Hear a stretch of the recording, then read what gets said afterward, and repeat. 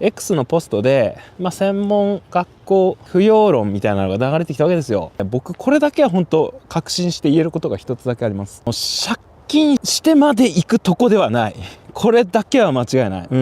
自分でバイトしていくようだったらマジで行かない方がいい。でなんでって言ったら、表現が上手くなりたくて行くわけじゃないですか。その時にバイトで絵描けなくなっちゃうんだよね、シンプルに言って。だから借金をするぐらいだったらマジでやめてくれって思う。本当それだけは。そして親御さんに余裕があるのであれば、いろいろねちゃんと下調べをして、どんな先生がいるかとかね、自分の学びたいことに合っているかとか、そういうちゃんとですね調べた上で行く分には僕は問題ないと思うんですけれど、借金だけはマジでするなと。それだけはもう本当に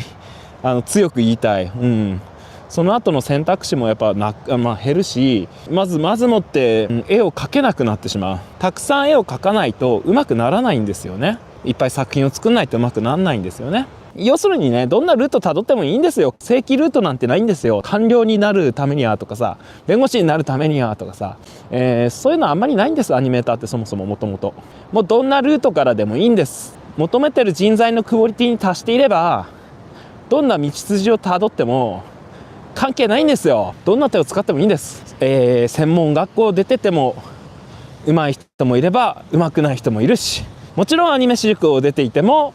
上手い人もいるし上手くない人もいるよ。そんなことはね当たり前の話ですよ。僕が思うに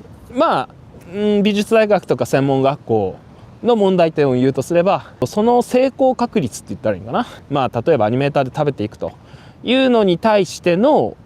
お金が要するに学費が高いことにより見合うのかどうかっていうことがある。僕が聞く限りね、その専門辞めたって子はですね、結局卒業生が教えてると。去年ただその学校出ただけの人でプロの経験がない人に教わっても意味ゼロとは言わないけど、ちょっと学費に見合うかっていうとちょっともったいないよね。それ確かにね。これでも美術大学でもそうだし、その美術大学のアニメ専攻みたいなところでもそうだし、専門学校でもそうなんだけど、共通して言えるのはやる気があるイコールうまいなんですよ。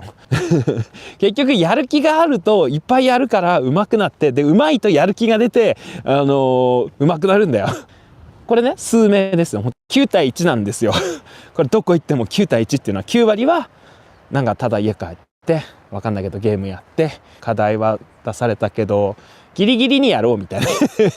その専門学校美術大学アニメ私塾共通して言えるのは、やっぱり受け身の人はそんなにうまくいくことはないと思っといて OK です。もともとすごく嫌なこといっぱいあるから、仕事とかその絵を実際仕事にしたら。だから最初からそんな宿題とかで嫌がってるようだったら話にならないんで、その専門学校でトップだから、さっき言ってた一軍の子たちっているとしますよ。その一軍の子たちがじゃあアニメーターでガンガン活躍できるかって問題なんですよ。3年5年かかるかな。そしてその中で半分かな、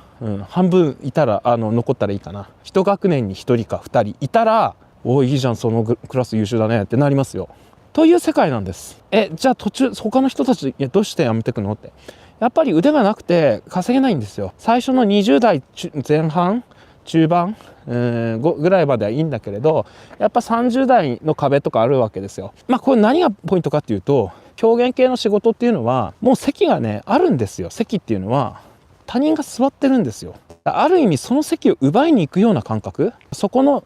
一角に食い込むような感覚っていうのが必要です。これは結構アニメ私塾で僕はそういう発信をし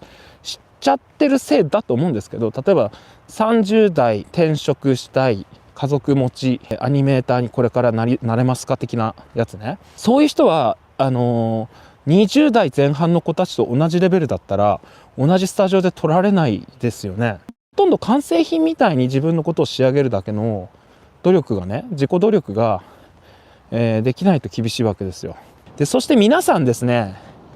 こういう専門学校とか、アニメーターとかね、こういう話になった時に絶対あるのが、みんなね100か0かで考えちゃうんですよね。なんでセミプロというこのプラマイゼロの状態だったりとか、いわゆるグラデーションで考えられないのかなって思うわけですよ。僕はいやそこ大事なんですよ。僕だったら学生時代自主制作でちょっと賞金もらったとか、まあお金の問題じゃなくてもいいけれど、アマチュアの素人の中でもなんか「おおやるじゃんお前」みたいななんかそういうのはちょっと通過した方が確実ですよ。プロとしての成功確率は段違いです。それは結果を出した人間が才能があったねって言われるんですよ。ということはですね、さっきも言ったように結果を出せばいいんですよ。でその結果の出し方ってみんな違うんですよ。ね、黙々と誰とも喋らずに、絵を描いて成り上がる人もいれば、僕みたいにベラベラ喋る人もいれば、いろんななり方があるよね。要するにさっき言ったよね、その結果求められてる技術、それが成立してしまえば無口だろうが陽キャだろうが陰キャだろうが、会社に来ようが来まいが、あんま関係ないんです。要するにそのもの素材が出せるかどうか、そういう仕事なんですよ。